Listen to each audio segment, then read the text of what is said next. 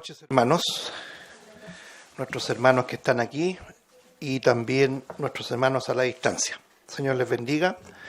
Un domingo más en que podemos seguir contemplando las noticias del porvenir, las noticias que se van a cumplir, la historia por cumplirse en el futuro. Esa debe ser la convicción de la profecía bíblica, ¿ya? Antes de comenzar siempre hago un preámbulo porque no sabemos si hay una primera persona que se integra. La profecía es muy necesaria, ¿cierto? Y ese es el gran problema, o uno de los grandes problemas de la cristiandad final. Han dejado las profecías de lado, ¿ya? Las han considerado como poco relevantes, ¿ya? De hecho, sistemáticamente han enseñado de que las profecías y todo lo que tiene que ver con este término escatológico, ¿cierto? Es decir, mirar los eventos del porvenir, están situados en segundo o tercer grado de importancia. Imagínense la envergadura de esas declaraciones de los doctores que nos guían, nos enseñan eso. Por lo tanto, las iglesias están siendo adoctrinados que las profecías no son importantes. Pero debemos entender que las profecías nos permiten entender no solamente el futuro, ¿cierto?, lo que viene, sino discernir el presente y comprender con precisión lo que pasó, la historia pasada. Es decir, la profecía abarca el pasado, lo presente y lo futuro.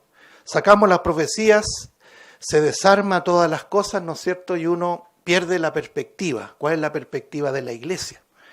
Por eso que la iglesia está ahora relacionada con todo lo terrenal, solamente piensan en lo terrenal y anhelan un sueño dorado de, como lo leíamos en la mañana, o mejor que lo leíamos, mejor dicho, lo comentábamos en la mañana, ministerios que en otro tiempo tenían el mismo lenguaje, ahora ya no, producto que sacaron las profecías y empiezan a, de alguna manera, a soñar con un mundo mejor. Y nosotros sabemos, hermanos, que lo que viene al mundo es juicio. Ya el Señor lo anticipó. El día temible, terrible de Jehová viene a la tierra. Y Israel, el pueblo de Dios, como decía nuestro hermano, este pueblo que ha sido tan azotado a través de la historia, tan desprestigiado, ¿no es cierto? Y que el día de hoy nosotros vemos un incremento del antijudaísmo en el mundo. Eso se va a ir incrementando en el tiempo del Apocalipsis, ya la iglesia no va a estar aquí presente, y se va a cumplir tal cual el Señor lo anticipó, ¿ya? Mateo 24 es el centro de nuestro estudio. Mateo 24 es una profecía que habla principalmente de lo que va a vivir este pueblo en el tiempo que se conoce como la gran tribulación, la mega tribulación, que incluye obviamente este concepto bíblico que es el día temible, terrible de Jehová, día de juicio, día de nublado, día de tinieblas. ¿Quién podrá permanecer en pie cuando asome ese día terrible? Gracias al Señor, hermanos, que nosotros hemos sido librados de ese día, ¿ya? Y tenemos la confianza de que estamos en Cristo y de que ninguna condenación hay para los que estamos en Cristo, es decir, no hay ninguna penalidad pendiente. Por lo tanto, esa es una de las razones del por qué nosotros defendemos este arrebatamiento pretribulacional, es decir, arrebatamiento antes de la tribulación, ¿ya? Hay posturas distintas, ¿cierto? Están basadas básicamente en la historia de la iglesia, no en la escritura misma, en donde se enseña que todo lo que estamos observando, Mateo 24 y Apocalipsis y otros pasajes más, otros libros más, es materia pasada en el sentido de historia, ¿ya? Es lo que se conoce como interpretación preterista o histórica. Es decir, todo lo que estamos leyendo es historia. Entonces, ahí entramos en un gran problema cuando negamos, por ejemplo, que el libro de Apocalipsis es un libro profético. Y cuando hablamos de profecía, se proyecta hacia adelante, ¿ya? Es absurdo decir la profecía es una especie de historia cumplida, por lo tanto debemos extraer solamente una enseñanza de tipo devocional, como hoy día se nos enseña. Tengamos mucho cuidado, hermanos, porque es la verdad. Cada vez más iglesias, más líderes se suman a esa posición de que las profecías ya fueron cumplidas, no son relevantes y todo lo que estamos siempre advirtiendo. Yendo al punto central, nosotros hemos estado estudiando ya varios meses sobre Israel en Mateo 24, ¿cierto? Y nos hemos detenido ya un buen tiempo en esa advertencia, en ese anticipo, como el Señor lo dice, os lo he dicho antes, ¿cierto? Una expresión muy propia del Señor y de los apóstoles también, que vendrá gran tribulación, cual no la ha habido desde el principio del mundo hasta ahora ni la habrá. No hay tiempo que se pueda comparar al tiempo de la mega tribulación que se avecina al planeta, ¿ya? Ni siquiera la persecución de los primeros siglos, hermano. Yo les contaba la semana pasada, mi Biblia que uso por muchos años, algunos comentarios que aparecen acá señalan que la persecución, la gran tribulación, se cumplió en el tiempo de los césares del Imperio Romano. Todas las persecuciones de estos emperadores tiránicos, ¿se acuerda? Como Nerón, Calígula, entre otros, cumplieron esa persecución brutal a los santos, ¿cierto? A los creyentes, y ahí estaba la gran tribulación. Entonces, esa interpretación preterista o histórica no es la verdad por varias razones que siempre las estamos mencionando. Pero una de ellas tiene que ver con el periodo en que se va a manifestar un hombre de pecado, un inicuo, el anticristo, ¿cierto? Un príncipe que va a usurpar el lugar del Señor Jesucristo. Y ese dominio que va a tener él, que va a ser por un periodo corto, solamente va a ser suprimido con la venida en poder y gran gloria de nuestro Señor Jesucristo. Por lo tanto, si decimos que todo esto pasó, con justa razón preguntamos, ¿cuándo ocurrió? ¿Cuándo ocurrió esa venida gloriosa del Salvador? Sabemos que no ha sido así. Bueno, muchas cosas, ellos dan su respuesta también, pero no la vamos a abordar ahora. Y dentro de ese marco, que se conoce como gran tribulación, o también lo dice Jeremías 37, para que usted lo memorice, tiempo de angustia ¿para quién? Para Jacob, para Israel, porque el centro de la profecía va a ser Israel. Tiempo de angustia, cual no lo ha habido antes ni lo habrá. Ese tiempo va a ser terrible y se van a manifestar en este marco de ira, una ira implacable de Dios y que es una ira justa. Esto es muy importante siempre recordarlo. El Señor se aira con justicia. Nosotros cuando nos airamos a veces perdemos el control, pecamos cuando nos airamos. Sale una palabrota o qué sé yo, un gesto, nosotros caemos en pecado cuando nos airamos. Pero el Señor siempre sigue siendo Señor aún de su propia ira. Es decir, la ira es una manifestación de su justicia, de su santidad. Y en esa justicia implacable, en esa ira implacable, se van a dar 21 juicios que dice la Escritura, que lo hemos estado leyendo ya, los 7 sellos, ¿sí? Las 7 trompetas y las 7 copas. Terrible tiempo, hermano, en que va a ser azotada la humanidad en todo aspecto. Mucha mortandad va a venir, y siempre lo digo en comparación a los hechos actuales. Si nosotros ahora nos sorprendemos, porque además que también hay una manipulación con las noticias, la otra vez lo conversábamos, usted enciende el televisor y nos bombardean con puras malas noticias, no hay nada positivo, ¿ya? Bueno, esto no es nada. Esto está manejado políticamente, pero en ese tiempo no va a ser un manejo político, va a ser la cruda realidad.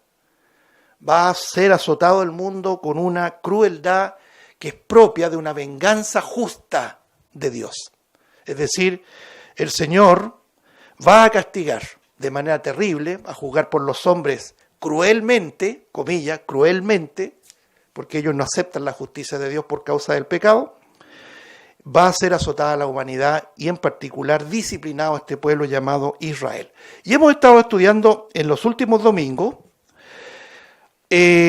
las 7 trompetas, ¿cierto? Que las vamos a culminar hoy día. Por eso que vamos a extender el estudio de la semana pasada para seguir nuestro avance. Solamente quedarnos un poco aquí en Apocalipsis capítulo número 11, versículo 15 al 19, donde aparece la última trompeta, ¿cierto? El ángel, el séptimo ángel, dice el versículo 15, tocó la trompeta y hubo grandes voces en el cielo que decían: los reinos del mundo han venido a ser de nuestro Señor y de su Cristo. Note lo que dice, esto es muy importante, y Él reinará por los siglos de los siglos. Y los 24 ancianos que estaban sentados delante de Dios en sus tronos se postraron sobre sus rostros y adoraron. Y diciendo, versículo 17 dice, diciendo: te damos gracias, Señor, Dios Todopoderoso, el que eres y que eras y que has de venir, porque has tomado tu gran poder y has reinado. Note la reacción, ¿no?, propia de las naciones. Y se airaron las naciones. Y tu ira ha venido y el tiempo de juzgar a los muertos y de dar el galardón a tus siervos los profetas, a los santos y a los que temen tu nombre, a los pequeños y los grandes, y de destruir a los que destruyen la tierra. Verso 19, y el templo de Dios fue abierto en el cielo, y el arca de su pacto se veía en el templo. Y hubo relámpagos, voces, truenos y un terremoto grande. Ya la semana pasada comentábamos estos versículos, ¿cierto? Versículo número 15 al 19, en donde podemos dividir dos bloques. Primero, las voces del cielo, el reino del mundo. El anuncio de que el rey viene a tomar su lugar. Él nunca ha dejado de perder el control, siempre ha sido soberano y lo seguirá siendo. Pero temporalmente el reino terrenal, el reino de las naciones, ha sido entregado, vuelvo a reiterar, de manera temporal a Satanás, ¿sí? Ahora, ese es el primer bloque. El segundo es la alabanza de los 24 ancianos, ¿ya? Esta imagen celestial que la vamos a comentar antes de terminar este punto. Aclaman al Señor precisamente por el reinado justo de Cristo y por la llegada de la ira de Dios para galardonar y castigar. Yo pensaba, hermanos, qué lejos estamos de lo que es contemplar la plena justicia de Dios, hermanos. Porque esta escena de la séptima trompeta es una adoración, en otras palabras, por la llegada del castigo. Uno normalmente como ser humano es muy indolente y muy tolerante, condescendiente con el pecado. Para nosotros no está en nuestro ADN el castigar el pecado, ¿ya? Y por eso que a veces cometemos grandes errores en nuestras propias vidas y con las de los demás. Tenemos un corazón caído y no podemos contemplar esto. Pero no quería avanzar sin antes, hermanos, reflexionemos un poquito en este pasaje que lo busqué.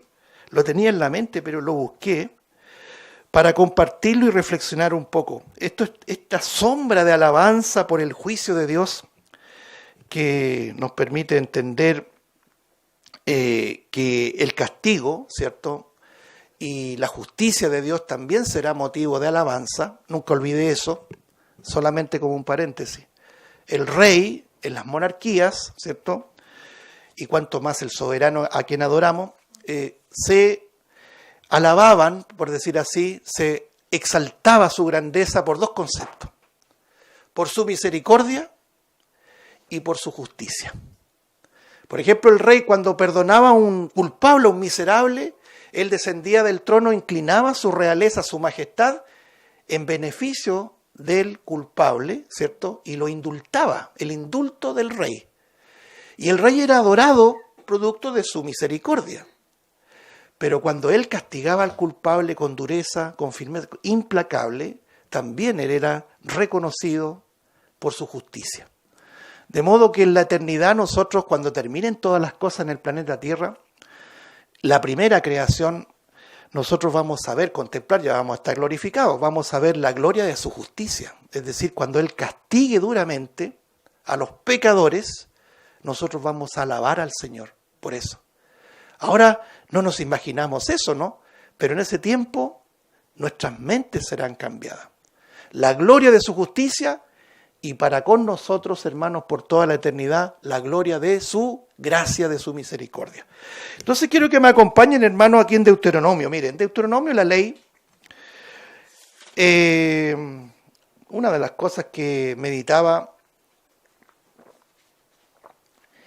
como dice el salmista, no sé si usted se acuerda de ese salmo, antes de leer Deuteronomio, por ejemplo, dice, usted lo va a conocer de inmediato: bienaventurado el varón que no anduvo en consejo de malos, ni estuvo en camino de pecadores, ni en silla de escarnecedores asentado. Y miren lo que dice el versículo: sino que en la ley de Jehová está su delicia, y en su ley medita día y de noche. Salmos 1, 1 al 2. Nosotros pensamos a veces que la ley de Dios es como una pluma, ¿cierto?, que acaricia al pecador. Entonces uno se pregunta, ¿cómo el justo puede deleitarse en una ley implacable que inclusive nos condena a nosotros? Solamente por la gracia de Dios, nosotros no somos condenados por la ley. Acuérdense ustedes que la ley estaba sobre nosotros, pero por la gracia de Dios ahora mora en nosotros. Contemplamos la ley no para ser salvos, sino para entender cómo Dios piensa, cómo Dios siente, cómo Dios actúa respecto a lo que es bueno, lo que es malo. Pero el Señor nos ha librado de la condenación de la ley. Entonces me ponía a pensar cómo para nosotros ahora el castigo implacable de Dios se transforma en una delicia. En ese tiempo lo vamos a comprender. Ahora nos es muy difícil comprenderlo. Por ejemplo, en Deuteronomio capítulo 27.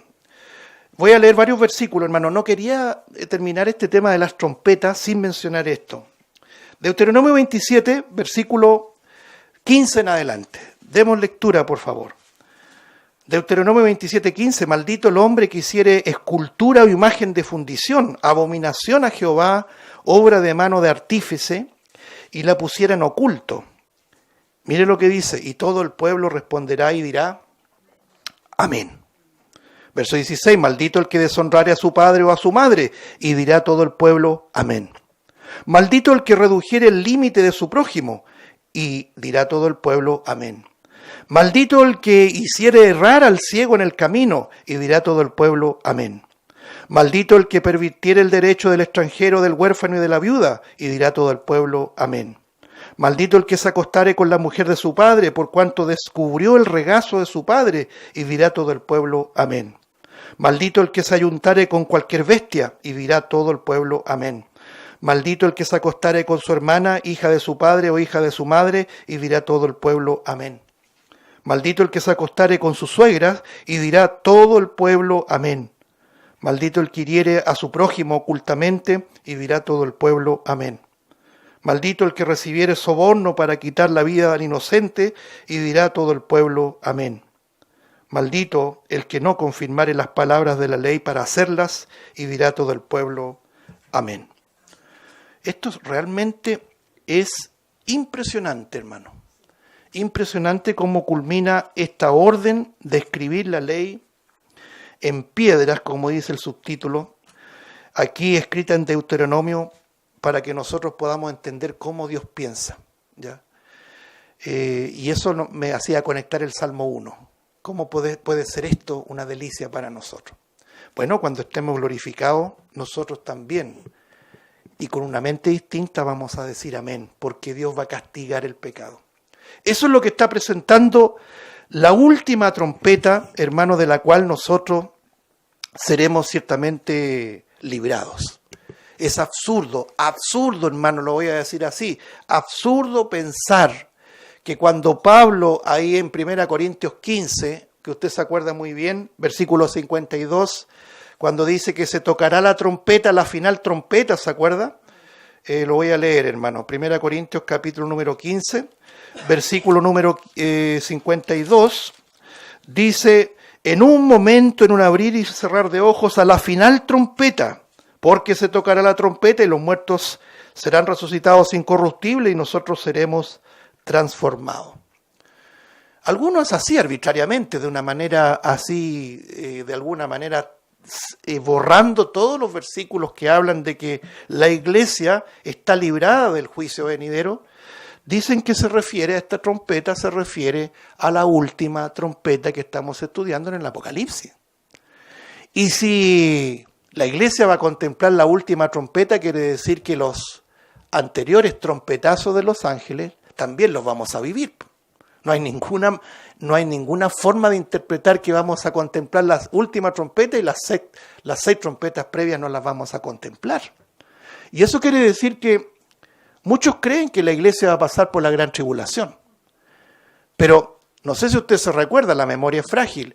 Todas las trompetas traen juicio de Dios, catástrofes naturales, no solamente naturales, cósmicas, sino que el ángel caído abre, ¿no es cierto?, el pozo del abismo y desde el interior salen demonios, ¿no es cierto?, y toman el control de todo el planeta.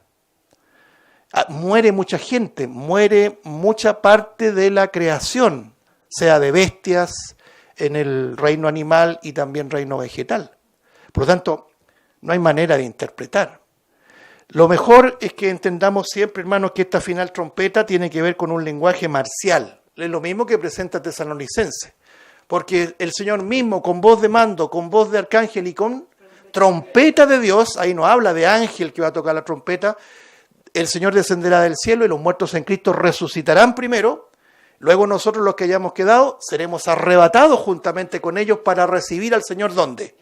En el aire, no en el monte de los olivos, en el aire, y estaremos para siempre con el Señor.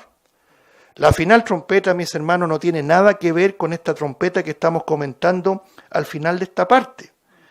Esta trompeta es de juicio. La trompeta que vamos a escuchar nosotros simbólicamente es un llamado del soberano: vengan mis amados, y nosotros vamos a ser arrebatados. Aunque hoy día, hermanos, ridiculicen toda esta doctrina. No tiene historia, no tiene asidero bíblico, es un rapto secreto. ¿De dónde sacaron eso? La inventó un cura llamado Lacunza. Hermano, todas esas cosas vamos a estar escuchando por las redes sociales de manera seria o caricaturesca, pero eso no es la verdad. La iglesia sigue esperando esa reunión, ese encuentro con el Señor. Esa final trompeta no tiene nada que ver con esta trompeta séptima o séptima trompeta, que van a escuchar los inconversos, hermano. El mundo va a encontrar el sonido de esta trompeta, porque ¿qué es lo que se avecina? El juicio, el castigo, que todavía no termina. Faltan las 7 copas, imagínense ustedes. Quiero comentar algunas cosas. Por ejemplo, acá en el versículo número 15, cuando dice Apocalipsis capítulo 11, versículo 15, el séptimo ángel tocó la trompeta y hubo grandes voces en el cielo que decían: los reinos del mundo han venido a ser de nuestro Señor y de su Cristo, y Él reinará por los siglos de los siglos. ¿Cuántos se acuerdan cuando el Señor fue bautizado? El Señor fue bautizado por Juan el Bautista, que significa que Él se identificó con la humanidad. En la mañana leíamos Filipenses, ¿cierto? No estimó el ser igual a Dios como cosa a que aferrarse, sino que se despojó a sí mismo, se vació y tomó forma de hombre, forma de siervo. Y fue obediente hasta la muerte y muerte de cruz. Una vez que estaba en la condición de hombre, cuando Él iniciaba su ministerio, que fue a la edad de 30 años, según lo dice el Evangelio de Lucas, a la edad de 30 años Él comienza su ministerio terrenal, y lo primero que Él hace, guiado por el Espíritu, me refiero a Mateo capítulo 4, fue llevado por el Espíritu al desierto. ¿Para qué? Para ser tentado por Satanás. Como segundo Adán, acuérdense que Él es el segundo Adán. Lo dice el apóstol Pablo, por revelación de Dios, se le fue dado ese misterio de poder entender, y para nosotros es un tremendo privilegio saber eso, que Él es el segundo Adán que sí va a cumplir la voluntad de Dios. El primer Adán tenía que reinar en la tierra. ¿Y qué es lo que hizo? Cayó en pecado. Pero el segundo Adán sí va a cumplir eso. Por eso que también, dicho muy de paso, creemos que el reino terrenal aquí en la tierra debe cumplirse. Esa profecía debe cumplirse. Es decir, Cristo viene a reinar tangiblemente, visiblemente, corporalmente a este mundo. Y así lo hará. Y por eso que creemos que será así. Y este segundo Adán también tenía que ser tentado. Acuérdense que la Biblia dice que Él fue tentado en todo, capítulo 4 de Hebreos, pero sin pecado. Entonces, en esas tentaciones, que fueron 3, en una de ellas, Satanás, en medio de la tentación, le lleva a un monte alto y le muestra, usted se acordará, todos los reinos del mundo, todos los dominios que ahora mismo existen. No solamente los dominios que hemos conocido en la historia, sino que ahora mismo los países, los gobiernos, todo eso es parte del reino temporal. ¿Qué significa reino temporal? Reino terrenal. Y Satanás le dice: todo esto te daré, si postrado me adorares. Mire, yo quiero que leamos este pasaje, pero lo vamos a leer en la versión de Lucas. Siempre lo leemos en la versión de Mateo, ¿cierto? Pero mire cómo lo presenta Lucas, solamente como referencia. Quería detenerme un poquito en esto porque es importante entender a qué reino se refiere. Capítulo 7 de Lucas, versículo 5, dice lo siguiente. Perdón, ¿qué dije capítulo 7? No, capítulo 4, perdón. Capítulo 4 de Lucas, versículo 5. Dice lo siguiente. Lucas 4:5. Y le llevó el diablo a un monte alto y le mostró en un momento todos los reinos de la tierra. Verso 6, y le dijo el diablo, a ti te daré toda esta potestad y la gloria de ellos. Mire lo que dice, esto no lo dice Mateo, porque a mí me ha sido entregada y a quien quiero la doy. Pero después agrega el versículo 7, que sí aparece en Mateo, si tú, postrado, me adorares, todos serán tuyos. Respondiendo Jesús le dijo, vete de mí, Satanás, porque escrito está, al Señor tu Dios adorarás y a Él solo servirás. Le está citando la ley. Hasta ahí nomás la lectura.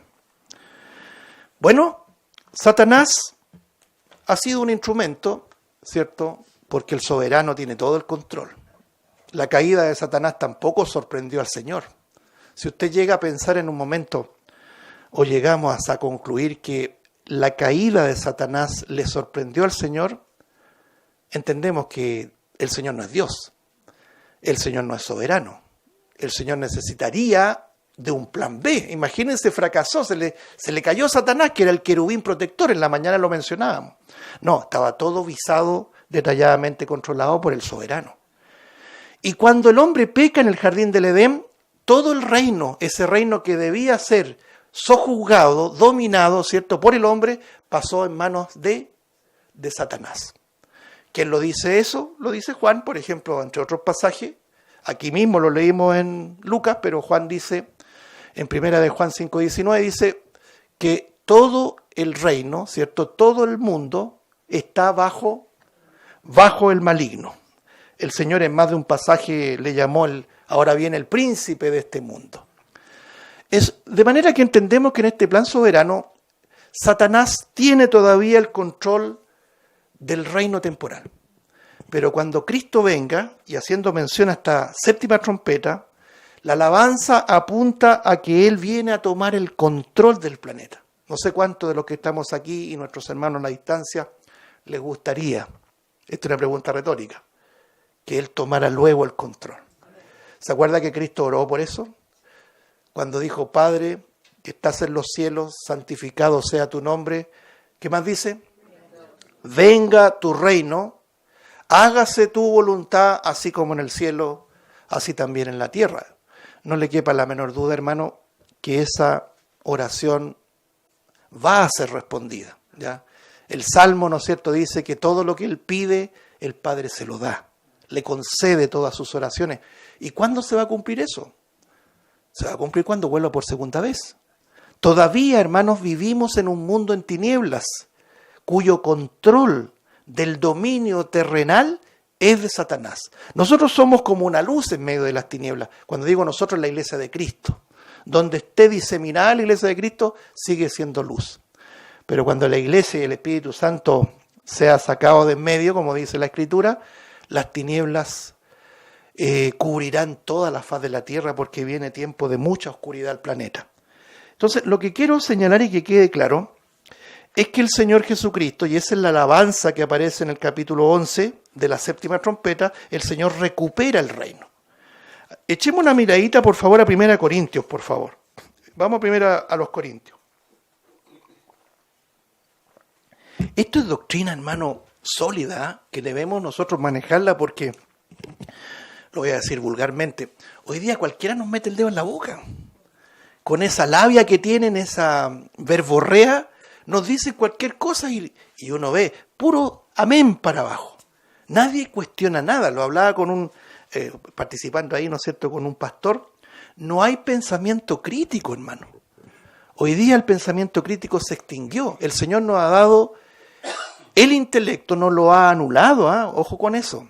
Nosotros creemos por fe las cosas, pero Él no anuló nuestro intelecto para tener siempre pensamiento crítico.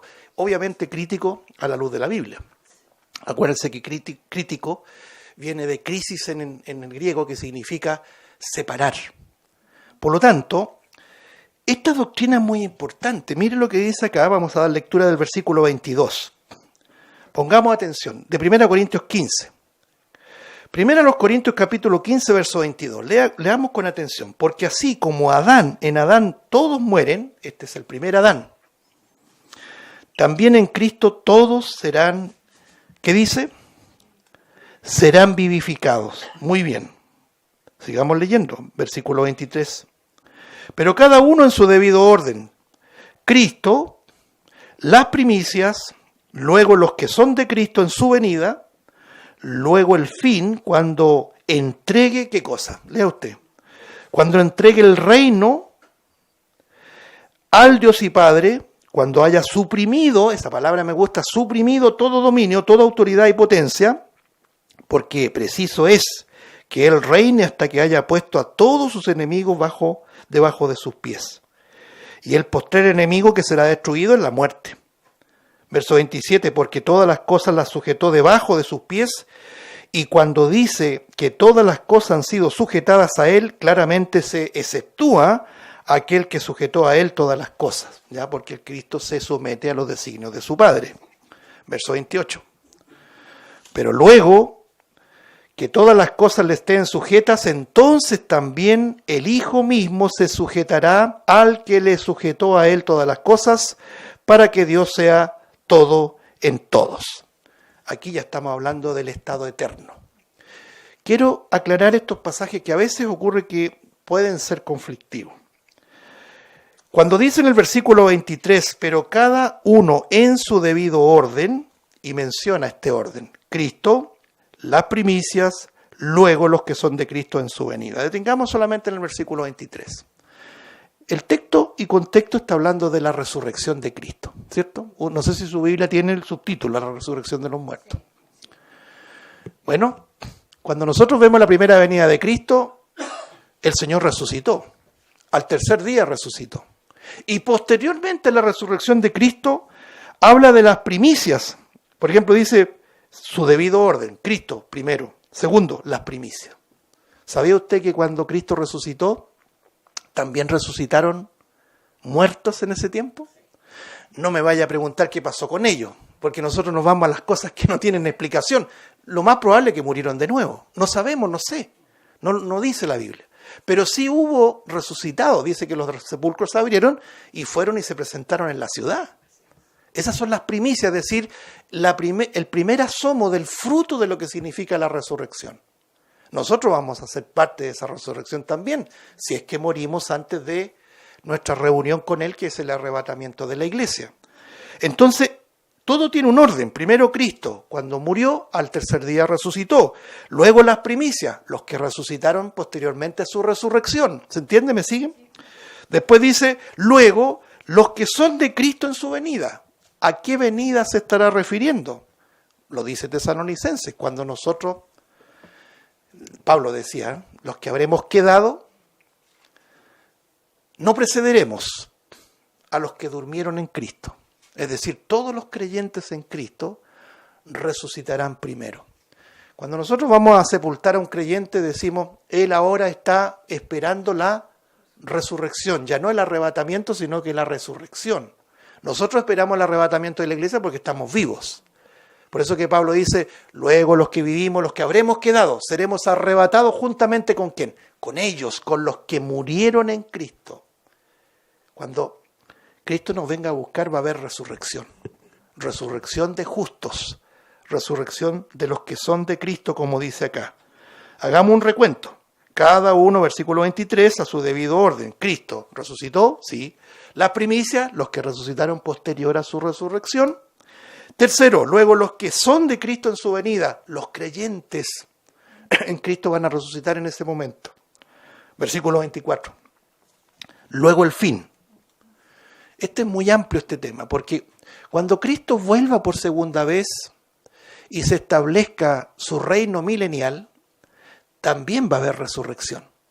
Va a haber resurrección para vida, pero los que van a ser condenados por toda la eternidad, esto es otra unidad, ¿cierto? Otro tema, van a tener que esperar 1000 años. Después de 1000 años van a resucitar para comparecer en un tribunal que nosotros no vamos a comparecer, que es el juicio del gran trono blanco, que es un juicio exclusivamente de condenación. Nosotros ya hemos sido librados de ese juicio. Nosotros vamos a comparecer, dicho muy de paso, en el tribunal de Cristo, pero no en el juicio del gran trono blanco, ¿se entiende? Entendiendo todo eso, que es un tema totalmente distinto en la resurrección, yo quiero que podamos memorizar esto en el versículo 24. Luego el fin, cuando entregue el reino al Dios y Padre, cuando haya suprimido todo dominio, toda autoridad y potencia. ¿Cuándo va a ocurrir eso? Cuando Cristo vuelva por segunda vez, en el milenio. Muy bien, ahora volvamos a Apocalipsis capítulo número 11. Versículo número 15. Cuando sonó la gran trompeta, o la séptima trompeta, perdón, dice, hubo grandes voces en el cielo que decían, los reinos del mundo han venido a ser de nuestro Señor y de su Cristo, y Él reinará por los siglos de los siglos. Es decir, Él establece su reino. Mis hermanos, disculpen que haya invertido más tiempo, porque el tiempo ya se nos fue, pero la pregunta es, ¿cuántos han escuchado de que nosotros estamos viviendo ya el reino de Dios? Y que Dios estableció el reino en su primera venida. Lo hemos escuchado y hoy día, por eso que la gente habla de avivamiento, la gente piensa que algo va a ocurrir, porque el reino de Dios, algunos dicen, hay que activarlo, hay que extenderlo. Fíjense que el reino de Dios es tan amplio, hermano, no lo podemos decir en 3 palabras, pero nosotros ya estamos en la esfera del reino de Dios. El Señor siempre ha sido rey, nunca dejó de serlo. Pero muy distinto es cuando hablamos del reino temporal aquí en la tierra. Es cosa de ver las noticias, es cosa de encender el televisor y usted por ninguna parte ve el reino de Dios. Porque una de las características del reino de Dios es justicia, es paz duradera, es equidad, es regir las naciones con vara de hierro. Las naciones hacen lo que quieren, pues hermano. Lo hemos estudiado desde acá sistemáticamente, pero es bueno recordarlo. Todavía no se cumple esta profecía. Por lo tanto, la séptima trompeta está anunciando a viva voz, así. Yo no me imagino cómo irá a ser, pero se está anunciando que el Señor viene a tomar el reino, a tomar el poder. Y como usted lo ve, en el versículo 16, los ancianos, los 24 ancianos expresan esta alabanza, pero hay un resultado en la gente que va a estar aquí, la poca gente que va a ir quedando aquí en el planeta. Dice que se airaron las naciones. Esto es bien sintomático, hermanos, porque nosotros vemos, por ejemplo, y termino con esto, 2 pasajes. En el versículo 18 dice, se airaron las naciones, pero mire lo que dice el capítulo 19 de Apocalipsis. Cuando se cumple esto que estamos hablando, el Señor viene en poder y gran gloria, todo ojo le verá. Y miren lo que pasa con las naciones, por ejemplo, en el versículo 19, es decir, Apocalipsis 19, dice así, y vi a la bestia, este es el anticristo, a los reyes de la tierra y sus ejércitos reunidos para guerrear, guerrear contra el que montaba el caballo y contra su ejército. Yo me imagino una escena así, apuntando los misiles a esa venida gloriosa, epifánica, ¿cierto? Porque eso significa gloriosa, o epifanía significa destellante, y las naciones apuntando en contra del Salvador. Nunca las naciones han querido al Señor, hermano. Por eso que es tan interesante esto y que nos abre también, terminé porque ya el tiempo se nos fue, nos abre los ojos ante estos falsos pregoneros de un cristianismo politizado. Ellos quieren puro poder. ¿No cree usted que un político le viene a guiñar el ojo y le dice, yo soy cristiano, yo represento los intereses de Dios? No, señor, usted lo que quiere es poder. Y está engatusando a la iglesia evangélica, usándola como una vil prostituta, perdónenme la expresión, pero la Biblia habla de la prostituta que se deja usar por los reyes de la tierra y no resiste los guiños del político.